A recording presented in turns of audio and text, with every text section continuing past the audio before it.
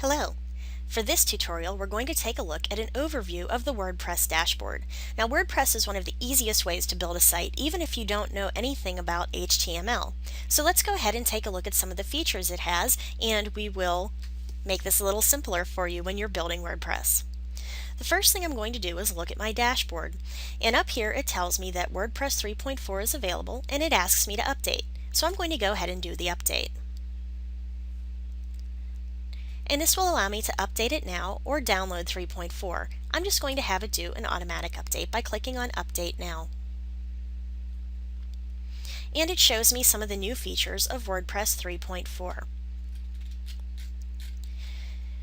At the top, it allows us to click and visit our site. It also shows us how many plugin updates we have and theme updates. It allows us to look at comments that are awaiting moderation to be published on our WordPress page, and it allows us to click New to make a new post, add new media, add a new link, a new page, or a new user. Over on the right, you can edit your profile or log out. Here on the left, you'll see the dashboard. And when you click on the dashboard, it's going to take you to the main area where you can edit all kinds of things in your WordPress page. This shows you the basic settings, you can add content, and customize your site. So let's go ahead and take a look first at the updates. Again, these are the WordPress updates. Down below are the plugin updates. So if we have any plugins, and right now I have Akismet, I have 2.5.3 installed automatically when I get a WordPress page, but I can update to 2.5.6, and I can view all the details and click Update Plugins.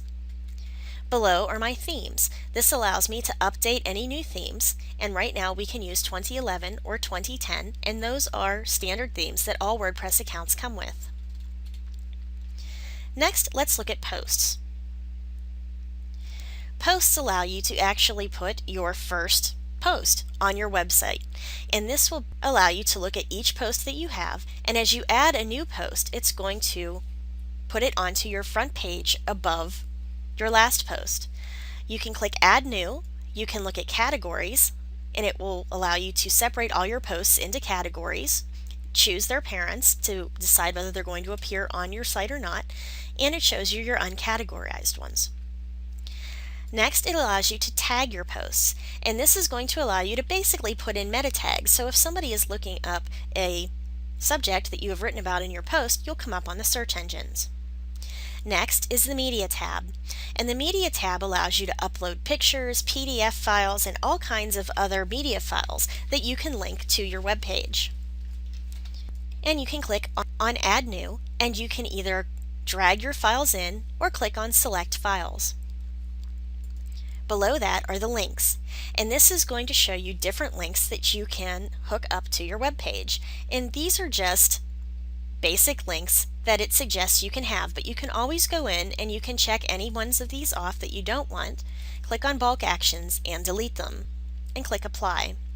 You can also search for links over here on the side. Next are your pages. Your pages allow you to set up permanent web pages that won't be affected every time you make a new post unless you choose for them to be. And these allow you to make permanent web pages that won't change when you post a new post for them unless you choose to have them do so. And it shows you how many you have altogether and how many are published. This is the All Pages tab, or you can click on Add New. And Add New allows you to put in the title plus all of your content. You can save a draft, preview what you've done, change your status from draft to pending review. You can change your visibility from public to password protected to private, and you can choose to publish immediately or later and click on Publish, but we'll go over that in a future tutorial. Next are comments. Some people choose not to have a comment section on their WordPress page, but this is where you can decide how you're going to allow people to comment on your content. And you can set this up so you can moderate the comments, or they can make whatever comments they want. Many people choose to go ahead and moderate the comments so they know that there's not going to be any spam or, let's just say, undesirable comments on their page. Next, we've got appearance. An appearance allows us to choose which themes we want. from the ones that are already in here, or we can install a new theme. Underneath that is widgets, and widgets are neat little programs that you can automatically put onto your web page that will allow you to use all kinds of different functions. For instance, you can see in my main sidebar I've got a search, recent posts, recent comments, etc. And you can even add more through your showcase sidebar. And you can download the widgets through the plugins page. Next are our menus. Some themes don't have menus, but you can make custom menus and custom links. We also have theme options, and this allows you to decide if you want to just start building your WordPress page from scratch. The header function allows you to put the header that will be at the very top of your Word page, and you can use a custom header or you can put in an image. And if I were to put an image here, it would replace this image that's already on my web page. Or you can choose one of these default images. Next is the background. So we can choose a background from a file that we have, and it will allow us to preview it right in here. Or you can just choose a color by clicking on Select a Color. Then we have the editor. The editor is good if you know how to use CSS and HTML. If you're not sure, then you'll want to avoid this area. However, if you're pretty good with HTML or CSS, you can go in here to further customize your themes. Let's take a look at plugins. Right now, the plugins that we have, and these are actual little programs that will allow us to have more customization of our WordPress page, shows us all of our plugins, those that are inactive, updates that are available, and that will also show up underneath the plugin, or you can add new. You can click in the search box and put in any type of plugin that you can think of. Let's say that you want to put in a Google custom search. Type that in there, click on search plugins, and a whole list of Google custom search options will show up, and you will just find the one that has the highest rating and is the newest updated. I can also go to Editor. Editor is another place that it's going to allow us to go in and change the PHP files, CSS files, text files, etc. And again, you don't want to touch this if you're not sure what you're doing, because you can completely destroy a page just by accidentally deleting a comma. Next is users.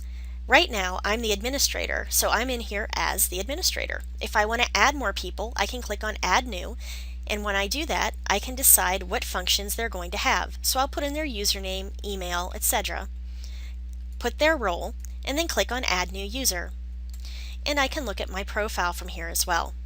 And this allows me to change my personal options in my profile, including my website and other contact information, my biographical information, and I can even put in a new password. Once you do that, you click Update Profile. Next is Tools. Tools are going to allow you to import or export certain tools that you can find, and this is an app that lets your browser run and let you grab little pieces of the internet to put on your own page. And finally, we have Settings, and this has general settings for our entire page, writing settings that are going to allow us to post via email, do remote publishing, etc. Reading, which allows us to set all of the settings for people who are reading the pages, so you can choose to have your latest posts on the front page, or you can have them on a static page, etc. We can look at discussion, and this is if you want to allow people to comment on your articles, and you would set these accordingly.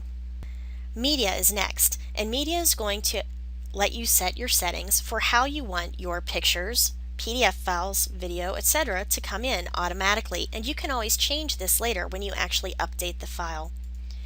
We've got our privacy settings, and this allows you to choose whether you want search engines to index the site or not index the site. So you may want to keep it so search engines can't index your site until it's up and perfect the way you want it to be.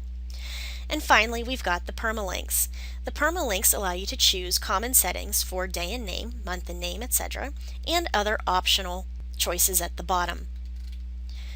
So that's a very quick overview of your dashboard. If you have any questions, you can always go into the Help button on the top right of your screen. So I hope that this helped you out, and I hope you're really going to make good use of your new WordPress page. Thanks, and we'll see you next time.